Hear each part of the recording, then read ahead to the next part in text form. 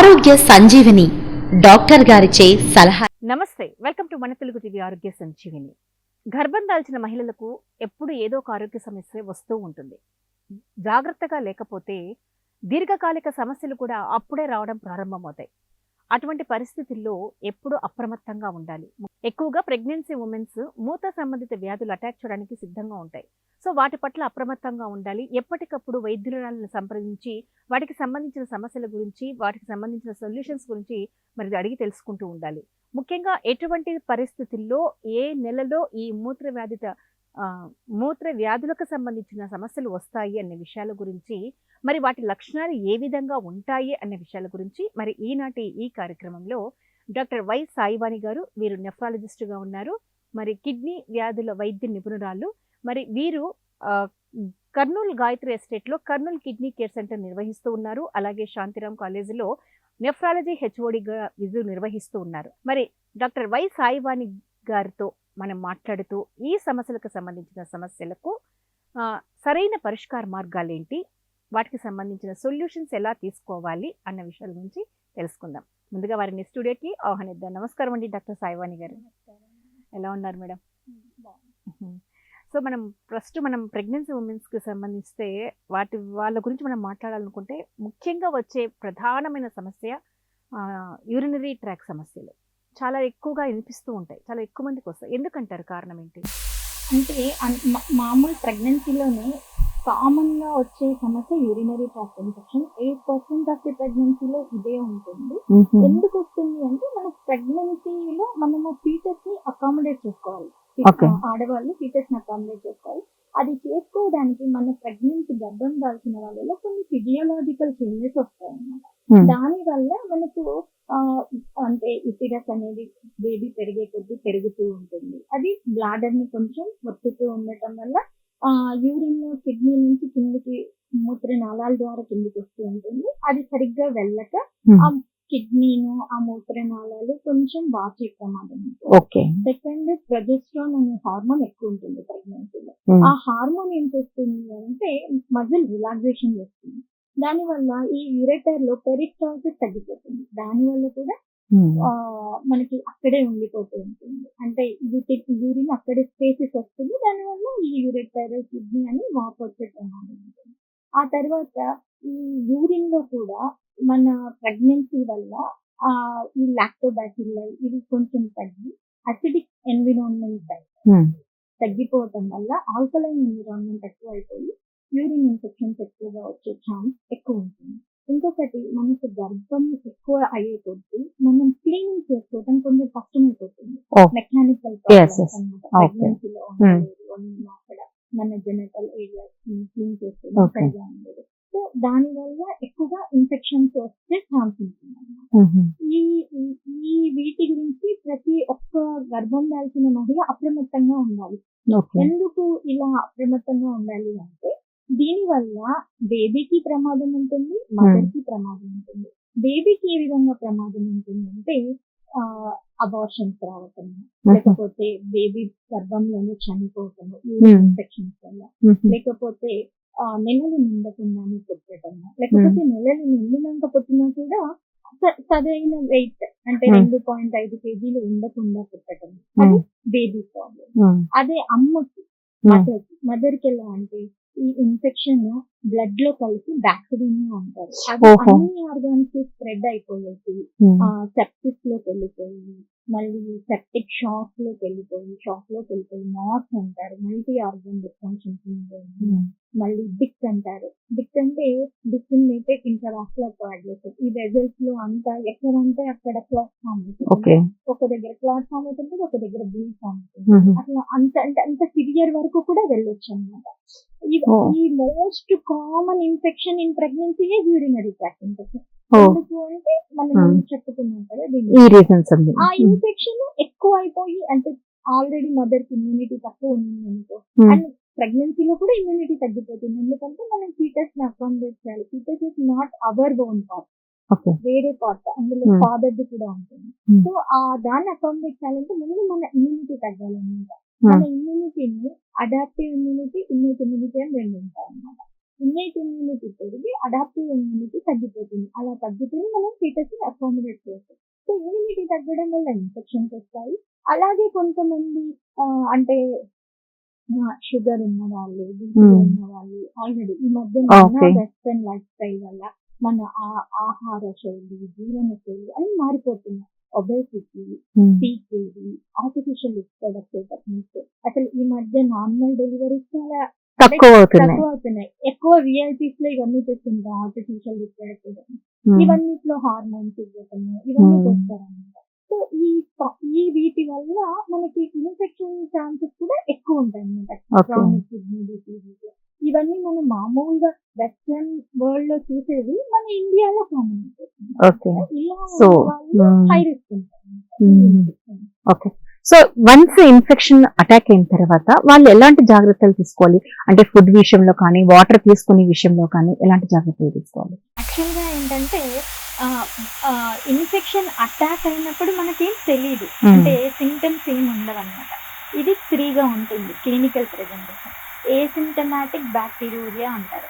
అంటే ఆమెకి ఏం కంప్లైంట్స్ ఉండవు, అంటే బర్నింగ్ ఎక్స్పిరేషన్ కానీ ఏం కంప్లైంట్స్ ఉండవు. కానీ యూరిన్ కల్చర్ చేస్తే అండ్ కంప్లీట్ యూరిన్ ఎగ్జామినేషన్ చేస్తే పస్టల్స్ ఉండటం, ల్యూకోసైట్ ఎస్టరేజ్ పాజిటివ్ ఉండటం, నైట్రేట్ టెస్ట్ పాజిటివ్ ఉండడం, యూరిన్ కల్చర్ లో మనకు బ్యాక్టీరియా రావటం, ఇవి మనం కనుక్కుంటాం అన్నమాట. ఒక డాక్టర్ దగ్గరికి వెళ్తే వాళ్ళు ఆర్డర్ చేస్తారు. ఈ సింటమ్స్ లేకుండానే టెస్ట్లు చేపిస్తున్నారు అనే అపోహ పెట్టుకోకూడదు. ఎందుకంటే మామూలు వాళ్ళకి సింటమ్స్ లేకుంటే ఇన్ఫెక్షన్ ఉన్నా కూడా మనం ట్రీట్మెంట్ ఇవ్వము. కానీ ప్రెగ్నెన్సీలో మాత్రం ఇన్ఫెక్షన్ సింటమ్స్ లేకున్నా కూడా యూరిన్ కల్చర్ లో కానీ పాజిటివ్ ఉందంటే మనం ట్రీట్మెంట్ తీసుకోకపోతే దాని నుంచి క్లినికల్ కాంప్లికేషన్స్ వస్తాయి. ఇందాక మనం చెప్పుకున్నాం ఫీటల్ కాంప్లికేషన్స్, మెటర్నల్ కాంప్లికేషన్స్, అవి దానివల్ల మోర్టాలిటీ ఎక్కువ ఉంటుంది. కాబట్టి ఈ ప్రెగ్నెన్సీలో మాత్రం సింటమ్స్ లేకుండా ట్రీట్మెంట్ ఇవ్వాలి. దాన్ని ఏసిమ్టమాటిక్ బ్యాక్టీరియా అంటారు.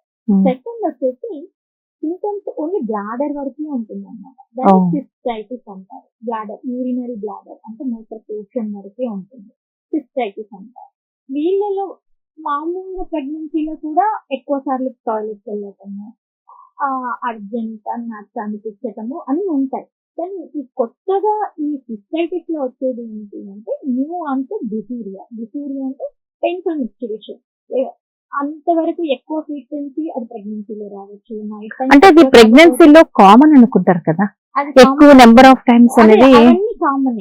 కానీ మనం న్యూగా పెయిన్ వచ్చిందంటే యూరిన్ వచ్చేటప్పుడు అది మనం క్యాచ్ చేయాలి. పెయిన్ దాన్ని డిసూరియా అంటారు. అలా పెయిన్ఫుల్ యూరినేషన్ ఉన్నప్పుడు సో మోస్ట్లీ ఇది సిస్టైటిస్ ఉంటుంది. అప్పుడు మనం డాక్టర్ గారిని సంప్రదించి ట్రీట్మెంట్ తీసుకోవాలి. ఇంకా నెక్స్ట్ అదే పైకి వెళ్తాయి అంటే కిడ్నీ వరకు వ్యాపిస్తే దాన్ని మనం పైలోనెఫ్రైటిస్ అంటారు. దానివల్ల మనకి ఏమవుతుందంటే లాయిన్ పెయిన్, అంటే మనకి వెనుకల నడుము వెన్నుపూస చుట్టువైపు అటువైపు చేసి లాయిన్ అంటారు. ముఖ్యంగా ఈ మనకు యురేటర్ వాక్ అనేది రైట్ సైడ్ ఉంటుంది కాబట్టి ఎక్కువగా ఇన్ఫెక్షన్స్ రైట్ సైడ్ గా ఉంటాయి. దాన్ని రైట్ లాయిన్ పెయిన్, అదే లాయిన్ పెయిన్ లాగా వచ్చి ఫీవర్ వస్తుంది అన్నమాట. సిస్టైటిస్ వరకు ఫీవర్ రాదు, బర్నింగ్ మిక్స్చరేషన్, ఫీవర్, లాయిన్ పెయిన్ ఉందంటే దాన్ని పైలోనెఫ్రైటిస్ అంటారు. దీనికి మనం చేయాల్సింది ఏంటంటే ప్రివెన్షన్ అయితే వాటర్ బాగా తీసుకోవటం అండ్ ఫ్రీక్వెంట్ గా టాయిలెట్ వెళ్ళటం, వాటర్ బాగా తీసుకోవడం. ఇంకా నెక్స్ట్ ట్రీట్మెంట్ అంటే ఖచ్చితంగా 3 ట్రీట్ చేయాల్సిందే. ఏసిమ్టమాటిక్ బ్యాక్టీరియా అంటే ఆ కల్చర్ సెన్సిటివిటీ రిపోర్ట్ ని బట్టి మనం ట్రీట్మెంట్ 5 to 7 days తీసుకొని మళ్ళీ రిపీట్ కల్చర్ చేయించుకోవాలి. రిపీట్ కల్చర్ చేయించుకున్నాక నెగటివ్ రాలేదు, మళ్ళీ పాజిటివ్ వచ్చింది అంటే ఇంకొకసారి కోర్స్ కాదు. ఆ తర్వాత ప్రొఫైలాక్సిస్ అని పెడతాం. అంటే టిల్ డెలివరీ మనకు ఆ ఇన్ఫెక్షన్ మళ్ళీ తలెత్తకుండా పెట్టాలి. వాటర్ బాగా తీసుకోవాలి, పిక్చర్ ఫ్రూట్స్ ఎక్కువ తీసుకోవాలి అండ్ క్రాన్బెరీ ఎక్స్ట్రాక్ట్ ఇది కొంచెం బాగా తీసుకుంటే ఇన్ఫెక్షన్ బారిన పడకుండా ఉంటుంది. ఇంకా సిస్టైటిస్ దగ్గరికి వస్తే యాంటీబయాటిక్స్ ఇక్కడ 5 days తీసుకుంటే సిస్టైటిస్ 5 to 7 days తీసుకుంటారు. మళ్ళీ కల్చర్ చేయించుకోవాలి.